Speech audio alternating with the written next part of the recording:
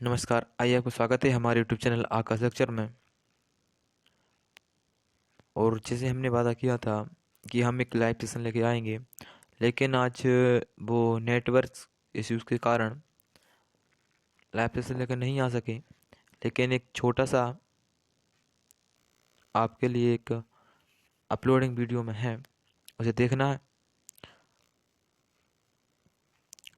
तो कुछ जो मनुष्यों के कुछ आनुवांशिक विकार होते हैं, उनके बारे में हमने जो बताया है, उनको देखें, बहुत इंपॉर्टेंट होते हैं। तो इसमें सबसे पहले देखेंगे हम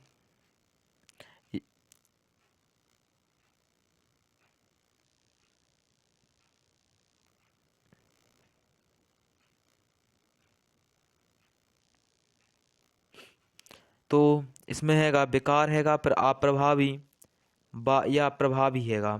क्या हैगा? बेकार हैगा, फिर हैगा वो प्रभावी है या अप्रभावी है, फिर हैगा वो ऑटोसोमल है या लिंग सहलग्न है, और फिर हैगा प्रमुख उसका प्रभाव क्या है और उसके प्रमुख लक्षण क्या है।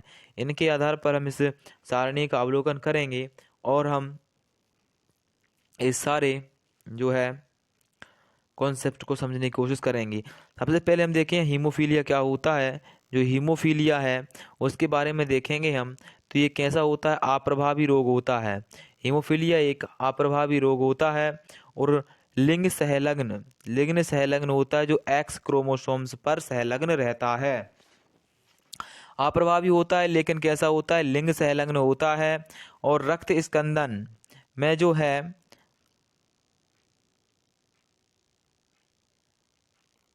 ये रक्त स्कंदन में ये आठवें या फिर कहें इसे नवे, आठवें या नवे की असमानता होती है। रक्त स्कंदन में जो गुणसूत्र होती हैं, इसमें आठवें व नवे जो गुणसूत्र होता है उसमें क्या होती है? इसमें असामान्यता होती है। अब आता है रक्त में थक्का बनने में असफलता रहती है। यानी जिसको भी ये हमने देखा था हीमोफीलिया होता है, उसके रक्त का जो थक्का है वो देरी से बनता है, जिस कारण से जो छोटा सा जो घाव होता है उसके कारण भी उसमें अधिक रक्त की क्षति हो जाती है, अधिक रक्त की हानि हो जाती है। ठीक है, हमने ये पिछले लेक्चरों में समझ लिया है, तो हमको ये समझने की अब कोई ज़रूरत है नहीं है। लेकिन अभी हम देखते हैं और कुछ और हैं। ऐसे है sickle cell anaemia. Sickle cell anaemia में क्या होता है? जो सिकल सेल एनीमिया होता है इसमें ये भी होता है अप्रभावी रोग होता है। ये मतलब ये हैगा कि इसमें बहुत ही कम जो रोग होते हैं जो प्रभावी होते हैं। मतलब ये हैगा कि कॉन्सेप्ट को समझने की कोशिश करें। मतलब जो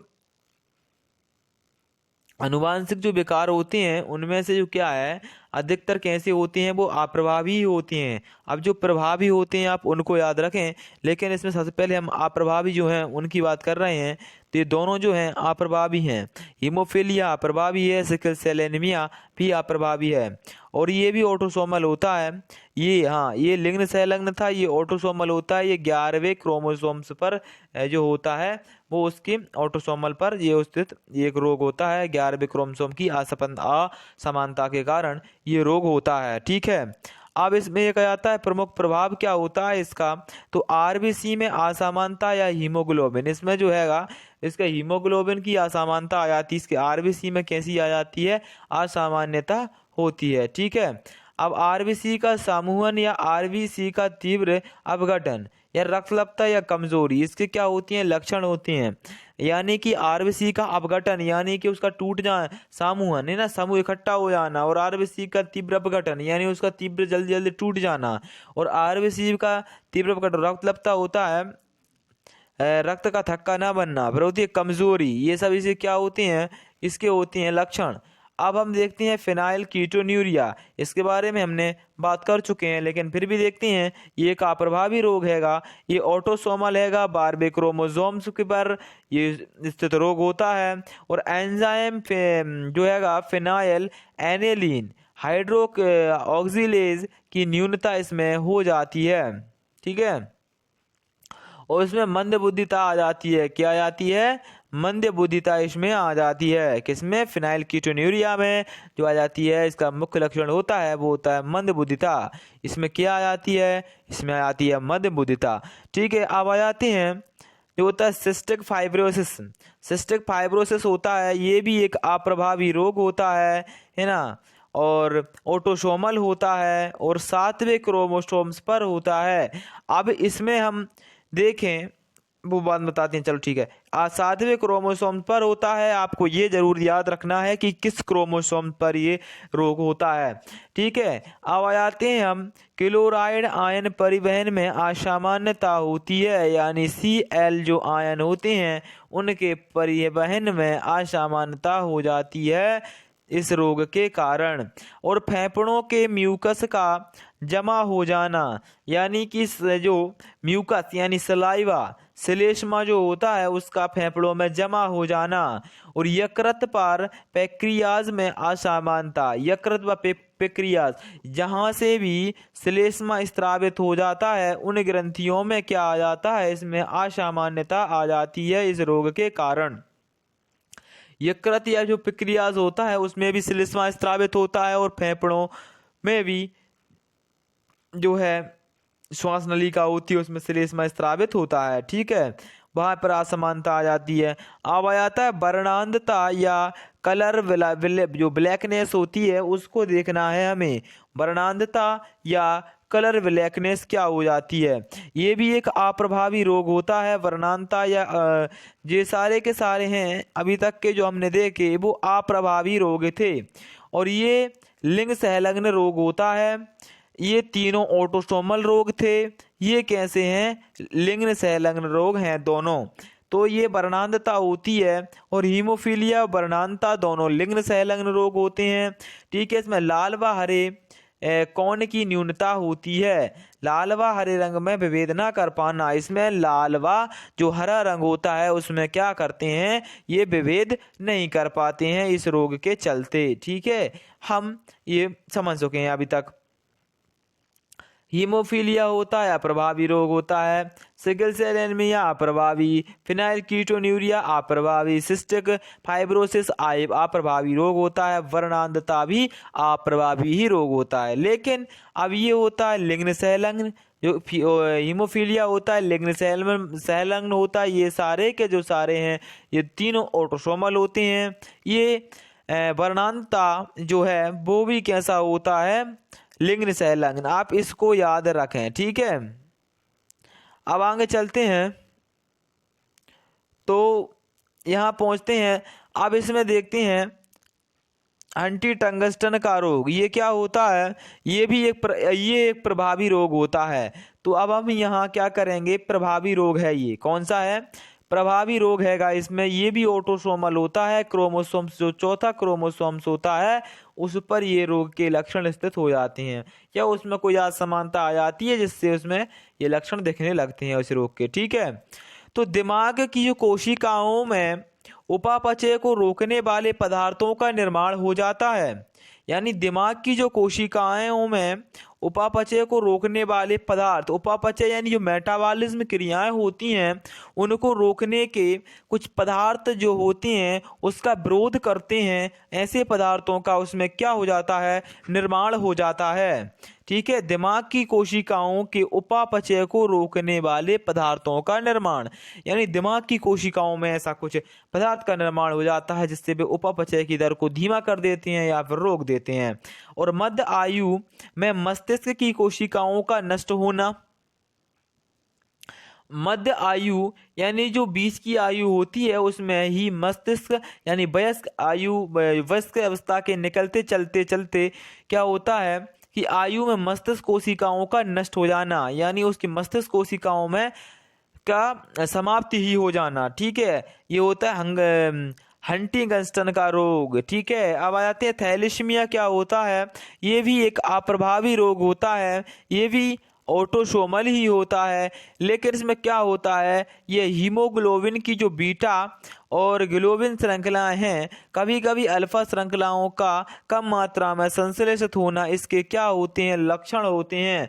लेकिन अधिकतर जो है वो बीटा श्रृंखला की जो होती हैं उसमें क्या हो जाती है, असमानता में कम संश्लेषण होता है, उस कारण से ये रोग होता है। लेकिन कभी कभी क्या होता है, इनकी अल्फा कोशिकाओं में भी ये संश्लेषण कम होने लगता है, तब ये रोग है जब ये दोनों अवस्थाओं में ये हो सकता है। ठीक है, अब इसमें ये देखना है कि इसमें क्या होता है, हीमोलिटिक एनीमिया या थकान, सांस फूलना, पीलिया वृद्धि का बाधित हो जाना, इन ये सब इसके क्या होते हैं, प्रमुख लक्षण होते हैं। ठीक है, आप इनको देख सकते हैं, ये लक्षण जिसमें उभर जाते हैं उसमें क्या हो जाता है, थैलेसीमिया हो जाता है। इनकी पहचान करने का तरीका होता है, ये लक्षण जिसमें दिखने लगे उसमें थैलेसीमिया हो गया। ठीक है, अब देखना है माइटोटिक डिस्ट्रोफी। ये माइटोटिक डिस्ट्रोफी जो होती है इसे हम बोलते हैं, क्या बोलते हैं इसे हम, यहां देखिए,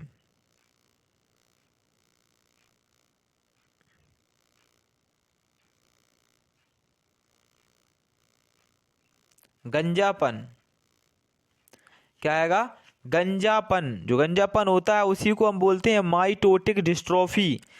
तो ये एक प्रभावी रोग होता है, ये भी एक ऑटोसोमल रोग होता है कि प्रभावी यानी कि ये पूर्वजों में था तो उसकी संततियों में जरूर होगा।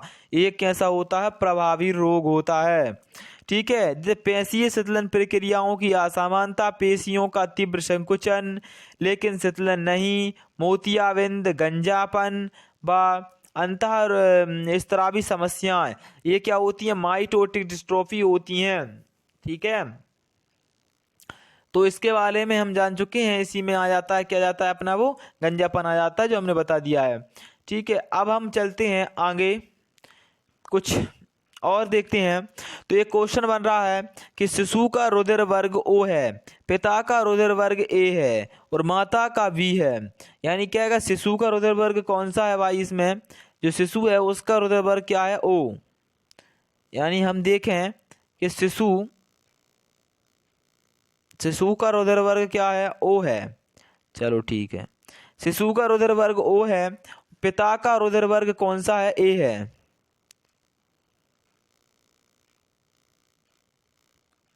पिता का कौन सा है, A रुधिर वर्ग है। चलो ठीक है, और माता का कौन सा है, B। तो जनकों की जीनोटाइप मालूम कर और अल्प संततियों में प्रत्याशित जीनोटाइप की जानकारी प्राप्त करें।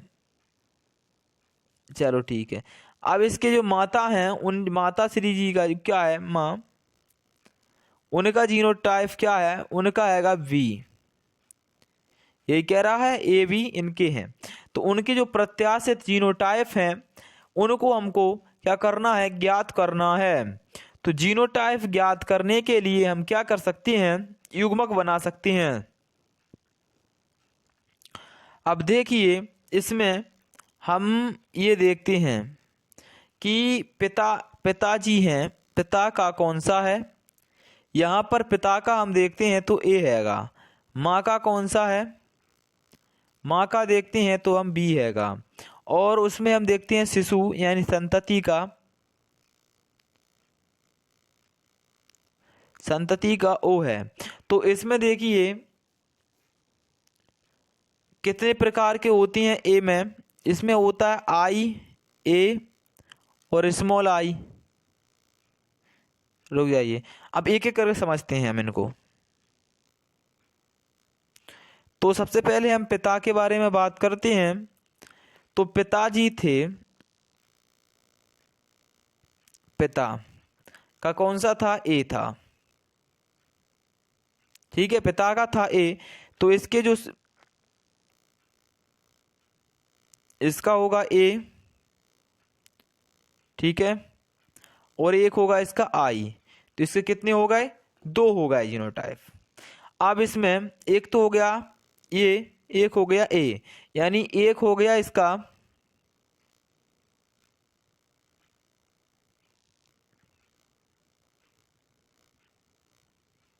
ये देखिए। अब इसमें पिता में जो 2 प्रकार के युग्मक बन रहे हैं, एक में तो आ रहा है IA और एक में आ रहा है I। ठीक है, ये 2 प्रकार के बन रहे हैं पिता से। अब देखते हैं माँ, तो माँ का कौन सा था,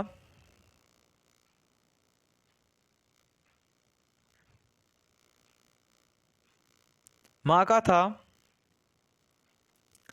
बी, तो इससे कौन से बनेंगे, आई वी और आई स्मॉल वाला, इससे भी दो बन रहे हैं। ठीक है, अब है इसकी संतति, तो संतति में ओ हैगा संतति का भाई,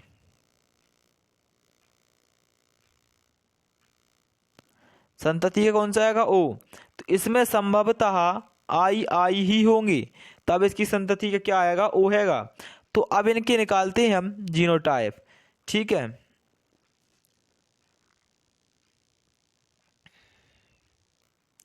तो इसमें भी यही दिया है, तो हम पहले इसकी पढ़ते हैं, थ्योरी क्या रख रहे हैं। शिशु का रुधिर वर्ग ओ है, तो रुधिर वर्ग अप्रभावी एलील की समयुग्मनज स्थिति से ही उत्पन्न होता है, अतः शिशु का जीनोटाइप आई आई होगा स्मॉल वाले। ठीक है, अब इसका अर्थ है कि इसके प्रत्येक जनक में आई एलील प्राप्त होता है, तो पिता का रुधिर वर्ग ए है, अतः यह ए रक्त समूह विषम युग्मनजी होना चाहिए, तभी पिता आई का योगदान कर सकेगा, अतः पिता का जीनोटाइप आई ए से आई होना चाहिए। कैसा होना चाहिए, पिता के लिए विषम युग्मनजी और माता के लिए भी विषम युग्मनजी होना आवश्यक है। इसी प्रकार चूंकि माँ भी शिशु को आई का योगदान कर रही है तथा वह भी विषम युग्मनजी अर्थात आई भी और आई होना प्रकार की होगी, इसे निम्न प्रकार क्रॉस में समझा जा सकता है। ठीक है, अब इसमें किस प्रकार से क्रॉस में समझा जा सकता है वो देखेंगे। अब इसमें क्रॉस में कैसे समझेंगे हम वो देखेंगे। ठीक है, अब इसमें हमको क्या करना है वो देखेंगे हम।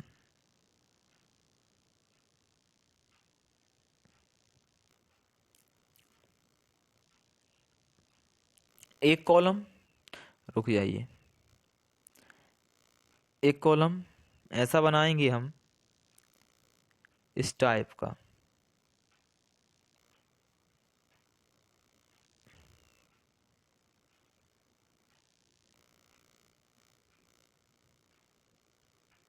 इस टाइप, इधर को जाएगा माँ का,